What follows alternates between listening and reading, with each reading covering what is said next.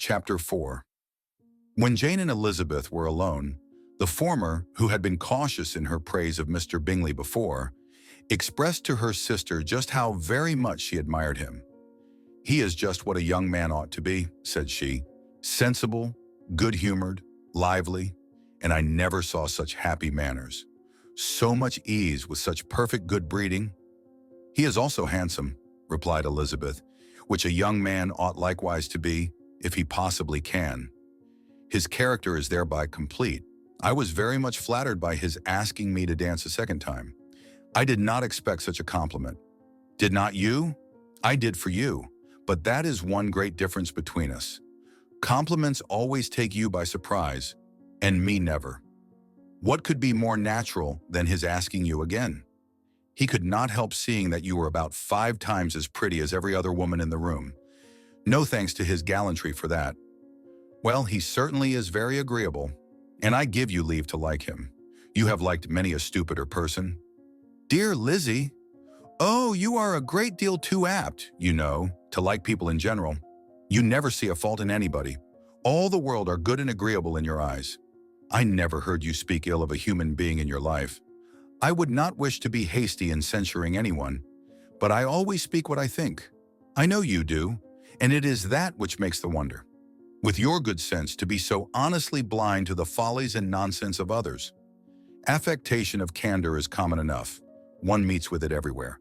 But to be candid without ostentation or design, to take the good of everybody's character and make it still better and say nothing of the bad, belongs to you alone. And so you like this man's sisters too, do you? Their manners are not equal to his.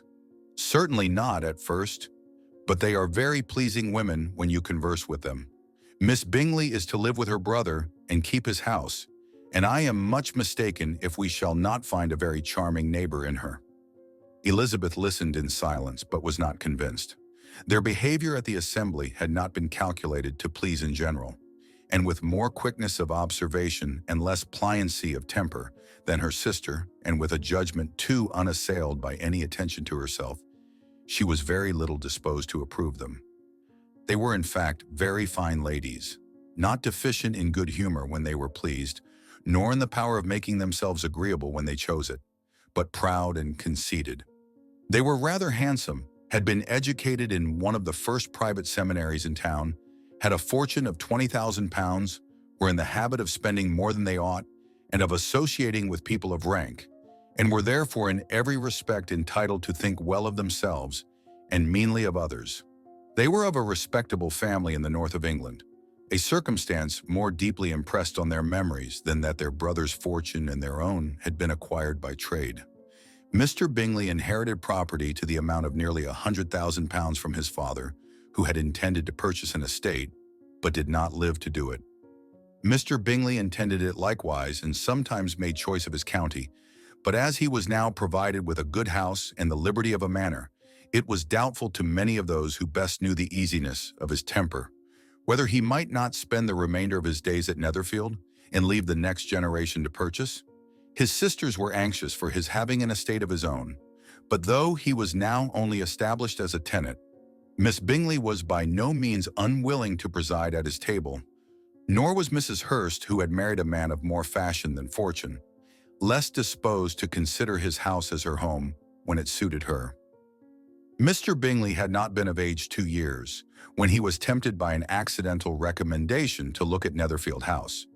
He did look at it and into it for half an hour, was pleased with the situation and the principal rooms, satisfied with what the owner said in its praise, and took it immediately. Between him and Darcy there was a very steady friendship, in spite of great opposition of character. Bingley was endeared to Darcy by the easiness, openness, and ductility of his temper, though no disposition could offer a greater contrast to his own, and though with his own he never appeared dissatisfied.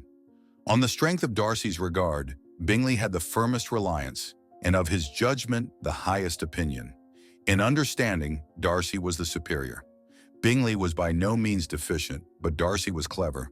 He was at the same time haughty, reserved, and fastidious, and his manners, though well-bred, were not inviting. In that respect his friend had greatly the advantage. Bingley was sure of being liked wherever he appeared. Darcy was continually giving offense. The manner in which they spoke of the Meryton Assembly was sufficiently characteristic. Bingley had never met with more pleasant people or prettier girls in his life. Everybody had been most kind and attentive to him.